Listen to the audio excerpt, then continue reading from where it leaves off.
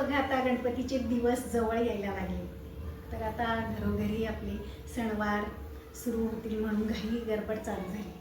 तर अशा वेळेस अगदी सोप्या पद्धतीने कमी वेळात आपल्याला गणपती बाप्पांना जे आपल्याला प्रसाद दाखवायचा असतो, आपण प्रसाद करायचा असतो, मोदक करायचे असतात त्यांच्या आवडीचे, तर अगदी झटपट होणारे मोदक आज आपण अगदी घरातल्याच साहित्यात पटकन होणारे आपण मोदक करणार आणि सगळ्यांना आवडणार सुद्धा आहे आणि आपल्या लाडक्या गणपती बाप्पांना तर नक्कीच आवडतील. चला आता स्वयंपाकघरात जाऊया. तर पहिल्यांदा आपल्याला मोदकासाठी पीठ मळून घ्यायचं आहे. आता पीठ मळण्यासाठी मी 1 वाटी गव्हाचं पीठ घेतलेलं आहे. नॉर्मल आपण चपात्या जे करतो तसंच पीठ घेतलेलं आहे 1 वाटी, आणि पाव वाटी बारीक असा रवा घेतला आहे. आता त्यामध्ये 1 चमचा मी साजूक तूप टाकलेलं आहे. अगदी गरम वगैरे काही केलेलं नाही, नॉर्मल अगदी वितळवलेलं जे तूप असतं तर ते मी साजूक तूप घातलेलं आहे. आणि आता हे तूप जे आहे तर सर्व पिठाला लागेल असं मी सगळीकडून व्यवस्थित असं चोळून घेतलं आहे. तर अगदी छान असं मिक्स केल्यानंतर आपल्याला थोडं थोडं पाणी घालून आपल्याला हे पीठ अगदी घट्ट असं छान असं मळून घ्यायचं आहे. तर थोडंसं आपल्याला सैलसर जरी ठेवलं तरी नंतर हे भिजल्यानंतर त्यामध्ये रवा असल्यामुळे भिजल्यानंतर ते पुन्हा घट्ट होतं. त्यामुळे जास्तही पातळ करायचं नाही किंवा जास्त घट्टही करायचं नाही. अगदी नॉर्मल रोजच्या आपण चपातीसाठी जसं पीठ मळतो तशाच पद्धतीने हे पीठ मळून घ्यायचं आहे. तर हे बघू शकताय तुम्ही, अगदी छान मऊसर असं हे पीठ मी मळून घेतलेलं आहे. आणि आता त्याला वरून सगळीकडून मी तेल लावून आपण आता हे झाकून ठेवून द्यायचं आहे 10 ते 15 मिनिटासाठी. तर तुमच्याकडे जर जास्त वेळ असेल तर अर्ध्या तासासाठी सुद्धा झाकून ठेवलं व्यवस्थित तर पीठ अगदी छान असं भिजलं जातं. आता आपलं पीठ भिजतं आहे तोपर्यंत आपण आता हे त्याचं सारण करून घेऊयात. आता मी कढई तापायला ठेवली, त्यामध्ये 1 चमचा साजूक तूप टाकलेलं आहे. आणि आता आपण सारणामध्ये ड्रायफ्रूट्स वापरणार आहोत, त्यामुळे आपल्याला हे तळून घ्यायचे. तर मी काजू आणि बदाम अगदी त्याचे मोठे मोठे तुकडे करून घेतलेत आणि ते चांगले खरपूस असे आपण तळून घेतले. तर तूप जास्त वापरायचं नाही आहे, कारण आता हे आपण ओलं खोबरं घालतो आहे त्यामुळे त्यालाच आता जास्त तेल सुटतं. नंतर आपण ड्रायफ्रूट्स काढून घेतल्यानंतर ओलं खोबरं जे आहे तर ती मी 1 वाटी घेतलेलं आहे. तर ओलं खोबरं जे आहे हे तर मी बारीक चिरून मिक्सरला बारीक असं फिरवून घेतलं आहे. तर तुम्ही खिसूनसुद्धा घेऊ शकता. तर आता हे बारीक केलेलं ओलं खोबरं आपण मंद गॅसवरती चांगलं भाजून घ्यायचं.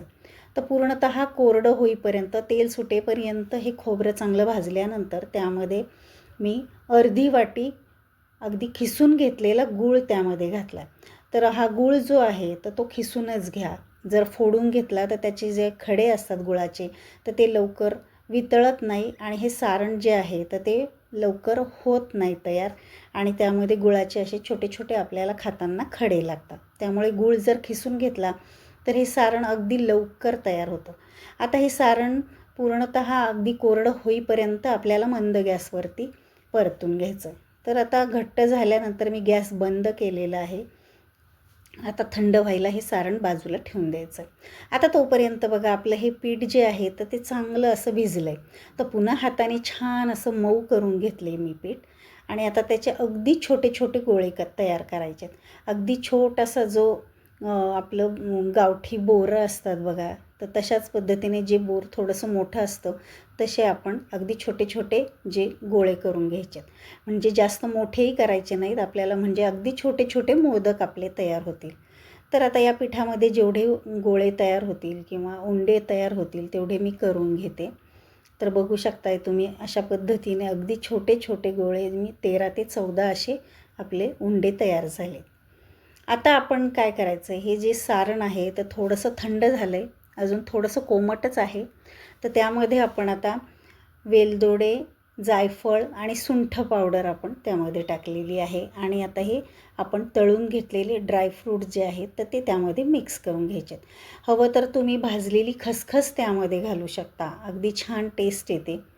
तर ड्रायफ्रूट्स ऑप्शनल आहे, तुम्हाला आवडत नसतील तर नाही घातलं तरी चालेल, पण त्याची चवसुद्धा यामध्ये अगदी छान लागते. आता हे सगळं एकदा हाताने आपण मिक्स करून घेऊयात. तर थोडंसं थंड करून घ्यायचं. आता थोडं गरम आहे. तर आता थंड झाल्यानंतर हाताला मी थोडंसं तूप लावून घेतलं आहे. आणि आता आपण जे छोटे छोटे आपण उंडे तयार करून घेतले होते पिठाचे त्याच साईजच्या आपण ह्या जे सारण आहे ते तसेच आपण हे गोळे तयार करून घ्यायचे. आता एक गोळा मी तयार केला आहे. आता दुसरेसुद्धा आपण गोळे तयार करून घेऊयात. पण आता हे गोळे गोल होत नाही आहेत कारण जाडसर असे ड्रायफ्रूट्स आहेत त्यामध्ये. तर तुम्ही अगदी एक घास असा जसा असतो तर तसे छोटे छोटे घास आपण त्यामध्ये आपण प्लेटमध्ये ठेवून देऊयात. म्हणजेच आपल्याला पटकन मोदक करताना उचलून त्यामध्ये आपल्याला भरता येतील पारीमध्ये. तर बघा आता अशा प्रकारे आपण हे पिठाचे गोळे तयार केलेत आणि सारणाचे सुद्धा आपण करून घेतलेले आहेत. तर आता इकडे पोळपाटावरती आपण आता याची पारी लाटून घ्यायची. तर त्यातला एक मी पिठाचा उंडा घेतला आहे. गव्हाच्या पिठावरती आपल्याला लाटून घ्यायचं आहे. तर जास्तही पीठ लावू नका कारण मोदक आपल्याला हे चिकटवून घ्यायचे. तर जेवढं लागेल तेवढं पीठ घ्यायचं आहे. अगदी छोटीशी पुरी जी असती तर ती आपल्याला लाटून घ्यायची. आता ही पुरी लाटताना अगदी पातळ लाटायची, जास्त जाडसर लाटायची नाही. आणि आता बघा त्यामध्ये एक सारणाचा छोटासा घास जो आपण करून ठेवला होता तो भरला आहे. आणि बघा आता अशा पद्धतीने आपण आता हे कळ्या पाडलेल्या आहेत. अगदी सोप्या पद्धतीने आपण जशा साडीच्या निऱ्या घालतो अगदी तशाच पद्धतीने बोटाने आपण ह्या हे निऱ्या घालून घ्यायच्यात आणि वर ओढत आपल्याला हे वर जे टोक येतं तर ते चांगलं दाबून घ्यायचं. तर बघू शकता अगदी मस्त झटपट असा हा मोदक तयार होतो. त्याला साचा लागत नाही किंवा जास्तही त्याला कडेने अगदी चिमटे घेऊन आपल्याला मोदक जो बनवावा लागत नाही. अगदी सोप्या पद्धतीने हे बघा आता तुम्ही बघू शकता अगदी अंगठ्या शेजारचं बोट आपण मध्ये हे करून निऱ्या घालायच्यात. हे तुम्ही नीट बघा अशा पद्धतीने सगळं. आणि वर आपल्याला हे फक्त थोडंसं वर ओढून आपण हे बंद करून घ्यायचं आहे आणि छोटंसं टोक वर आणायचं आहे. अशा पद्धतीने बघा किती मस्त असा आपला हा मोदक तयार झालेला आहे. तुम्ही बघू शकताय सगळी करून छान अशा कळ्या पडलेल्या आहेत. तर मी सगळे हे मोदक तयार करून घेतले. तर जवळपास 14 मोदक आपले हे तयार झालेले आहेत. तर बघा अगदी साच्यात आपण बनवल्यासारखे हे मोदक तयार झालेत. आता इकडे बघा कढईमध्ये मी तेल तापायला ठेवलेलं होतं. एकदा गॅस फुल करून आपण तेल तापवून घ्यायचं आहे. नंतर गॅस कमी करायचा आहे आणि मग हे मोदक आपल्याला तेलामध्ये जेवढे बसतील म्हणजे जास्त दाटी करायची नाही आहे. ज्या मापात तेल टाकलेलं आहे तर अगदी मोकळे तळले जातील अशा पद्धतीने मोदक आपण त्यामध्ये टाकायचे. तर मी जवळपास 5-5च्या बॅचने आपण आता त्यामध्ये तळून घ्यायचे. तर बघू शकताय तुम्ही अगदी फुलांच्या आकारासारखे आपले हे मोदक दिसतात आहेत बघा. आता कमी गॅसवरती जर आपण हे तळले तर वरची जी पारी आहे तर ती अगदी खुसखुशीत होते कारण आपण रवा घातलेला आहे. नुसतं जर गव्हाचं पीठ वापरलं असतं तर हे मोदक जे आहेत तर आपले मऊ झाले असते. तर वरची जी पारी आहे रव्यामुळे खुसखुशीत होते आणि आतलं जे सारण आहे तर ओल्या खोबऱ्यामुळे मऊ होतं. तर ते खायला हे कॉम्बिनेशन अतिशय सुंदर लागतं. आपण उकडीचे मोदक तर करतोच, ते सुद्धा सगळ्यांनाच आवडतात. पण हे तळलेले जे मोदक आहेत तर ते सुद्धा अतिशय चांगले होतात. तुम्ही नक्की एकदा अशा पद्धतीने ट्राय करून पहा. तर बघा अगदी हलका गोल्डन रंग येईपर्यंत आपण हे तळून घ्यायचं. म्हणजेच आतून बाहेरून व्यवस्थित असे हे मोदक तळले जातात. अशाच पद्धतीने सगळे मोदक आपण तळून घेऊयात. तर बघा किती छान असे हे मोदक आपले बघा तळले जात आहेत. या मोदकाची खासियत म्हणजेच ही पारी लाटताना जर आपण पातळ लाटली तर ही मोदक जे आहेत तर ते पिठूळ लागणार नाहीत. आणि अशा प्रकारे जर आपण कळ्या पाडल्या तर मोदक जे आहे एक मोदक आपला 1 मिनिटाच्या आत तयार होतो. म्हणजेच आपले हे मोदक अगदी झटपट तयार होतात. तर आता सगळे मोदक आपले तळून तयार झालेले आहेत. तर आता एका प्लेटमध्ये आपण काढून घेऊयात.